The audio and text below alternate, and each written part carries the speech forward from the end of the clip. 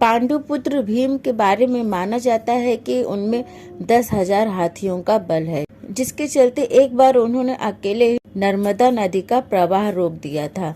लेकिन भीम में ये 10,000 हाथियों का बल कहाँ से आया? चलिए इसकी बड़ी ही रोचक कहानी है, उसके बारे में आपको बताती हूँ। कौरवों का जन्म हस्तिनापुर में हुआ था, जबकि पांडवों का जन्म वन में हुआ था। पांडवों के जन्म के कुछ वर्ष बाद ही पांडु का निधन हो गया था। पांडु की मृत्यु के बाद वन में रहने वाले साधुओं ने यह विचार किया कि उनके पुत्रों और पत्नियों को हस्तिनापुर भेज देना चाहिए, और इस तरह सभी ऋषिगण हस्तिनापुर आए और उन्होंने पांडु पुत्रों के जन्म और पांडु की मृत्यु के संबंध में पूरी बातें भीष्म और धृतराष्ट्र सभी को बताई।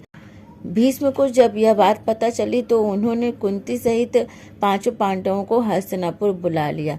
हस्तिनापुर में आने के बाद पांडवों के वैदिक संस्कार संपन्न किए गए। दौड़ने में, निशाना लगाने और कुश्ती सभी खेलों में भीम सभी धृतराष्ट्र पुत्रों को हरा देते थे। भीमसेन कौरवों से होड़ के कारण ही ऐसा करते थे।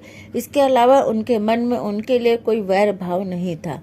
लेकिन दुर्योधन के मन में भीमसेन के लिए दुर्भावना पैदा हो गई थी। तब उसने उचित अवसर मिलते ही भीम को मारने का प्लान बनाया। दुर्योधन ने एक बार खेलने के लिए गंगा तट पर शिविर लगवाया। वहां खेलने पीने सभी की सुविधाएं थी। दुर्योधन ने पांडवों को भी वहां बुलवाया। एक दिन मौका पाकर दुर्योधन ने भीम के भोजन में विष मिला दिया। विष के असर से जब भीम बेहोश हो गए तो दुर्योधन ने दुशासन के साथ मिलकर उसे गंगा में डाल दिया। भीम इसी अवस्था में नागलोक पहुंच गए। वहां सांपों ने भीम को खूब डसा, जिसके प्रभाव से विष का असर कम हो गया। जब भीम को होश आया तो वो सांपों को मारने लगे। सभी सर्प डरकर नागराज वासुकी के पास गए और उनको सारी बात बताई। तब वासुकी स्वयं भीमसेन के पास गए। उनके साथ आर्यक नाग भी आए थे। जब उन्होंने भीम को देखा तो उन्होंने भीम को पहचान लिया।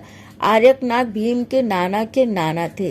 वो भीम से बड़े प्रेम से मिले। तब आर्यक ने वासुकी से कहा कि भीम को उन कुंडों का रस पीने की आज्ञा दी जाए जिनमें 1000 हाथियों का बल है।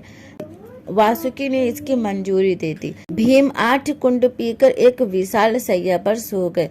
जब दुर्योधन ने भीम को विष देकर गंगा में फेंक दिया था तो उसे बहुत खुशी हुई। शिविर के समाप्त होने के बाद सभी कौरव और पांडव भीम के बिना ही हस्तिनापुर लौट गए।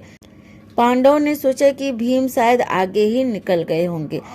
जब सभी लोग हस्तिनापुर पहुंचे तो युधिष्ठिर ने माता कुंती से भीम के बारे में पूछा। तब कुंती ने भीम के वहां न होने की बात बताई। सारी बातें जानकर कुंती व्याकुल हो गई। तब उन्होंने विदुर को बुलाया और भीम को ढूंढने के लिए भेज दिया। उधर नागलोक में भीम को 8वें दिन रस पच जाने पर उनकी नींद खुली। तब नागों ने भीम को गंगा के बाहर छोड़ दिया। जब भीम सही सलामत हस्तिनापुर पहुंचे तब जाकर सबको शांति हुई।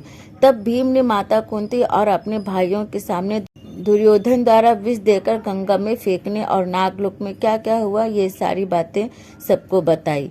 और तब युधिष्ठिर ने भीम को यह बात किसी और को बताने से मना किया। तो ये थी कहानी भीम के अंदर 10,000 हाथियों के बल की। वीडियो कैसी लगी? अगर पसंद आए तो प्लीज वीडियो को लाइक शेयर कमेंट करना मत भूलिएगा, और आगे भी हमारे साथ जुड़े रहने के लिए चैनल को सब्सक्राइब जरूर करें। Thank you.